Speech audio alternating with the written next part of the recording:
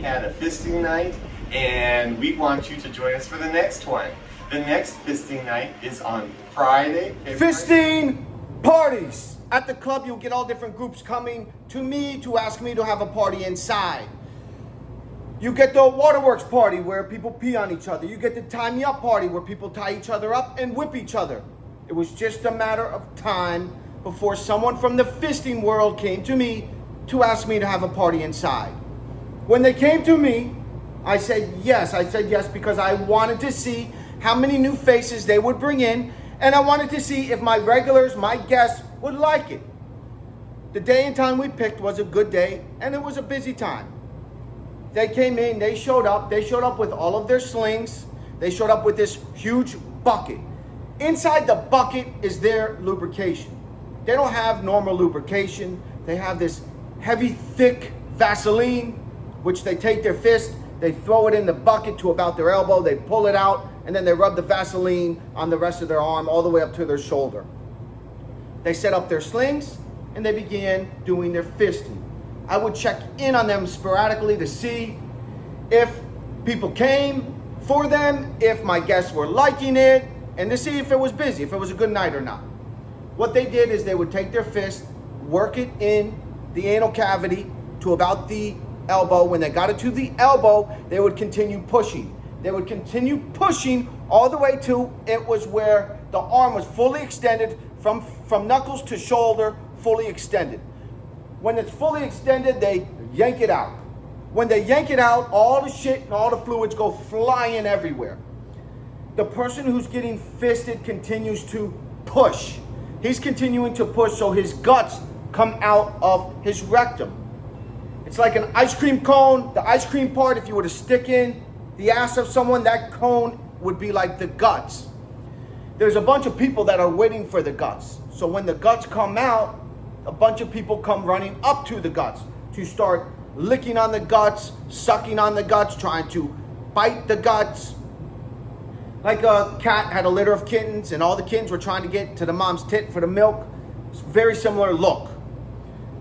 At the end of the night, they're packing up all their stuff. I realized it was a good night. They asked if they could come back and do it again. No problem. I said, next time you come, make sure you clean up your mess.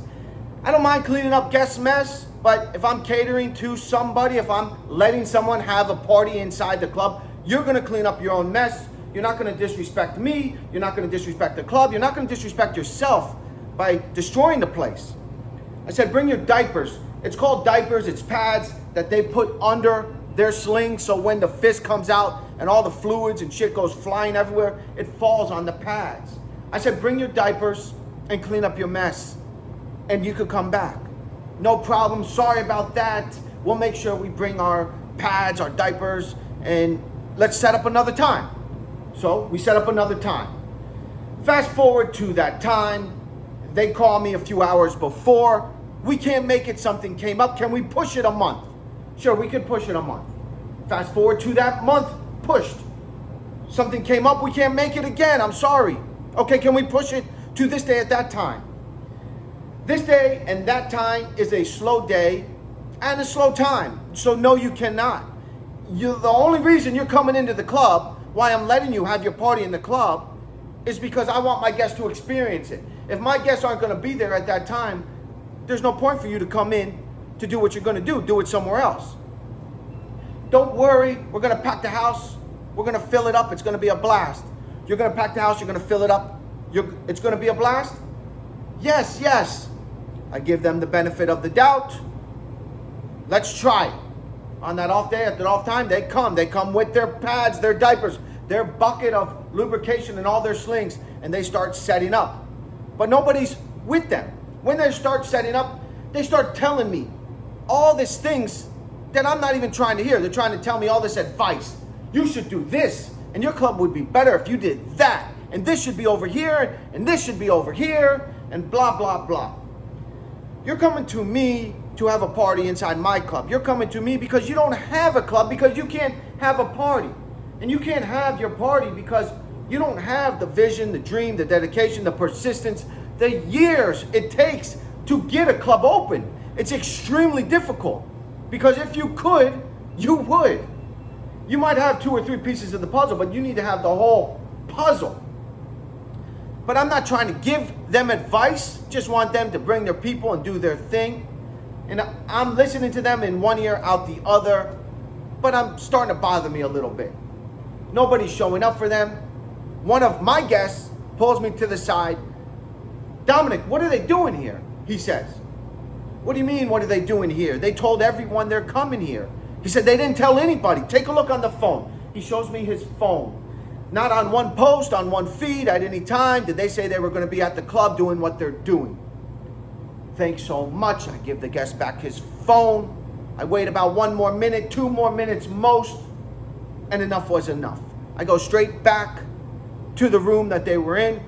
They were about elbow deep in the person's ass. I said, take the arm out of the ass. They pull it out of the ass and all the shit goes flying on the diapers. I said, pack up your shit, clean your mess, and leave. What do we do? What's wrong? What's the problem?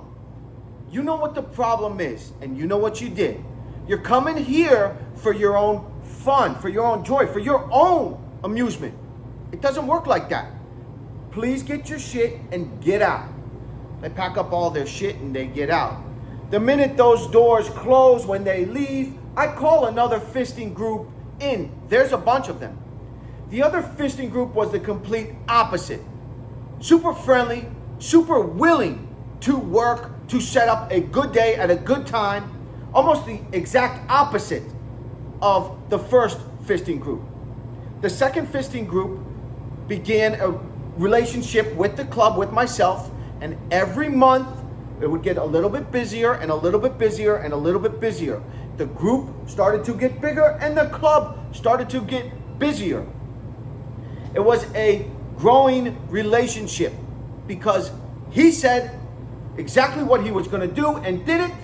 And of course, I held up my end of the bargain as always. Most people don't even take their own advice. Most people don't even listen to themselves. The second group, here's a clip from the end of the night on one of their nights. Hey, we had a great night at the Wilton Social Club in Fort Lauderdale tonight. We had a fisting night, and we want you to join us for the next one. The next fisting night is on Friday, February 2nd at 9 p.m. at the Wilton Social Club in Fort Lauderdale. Come join us for some fun.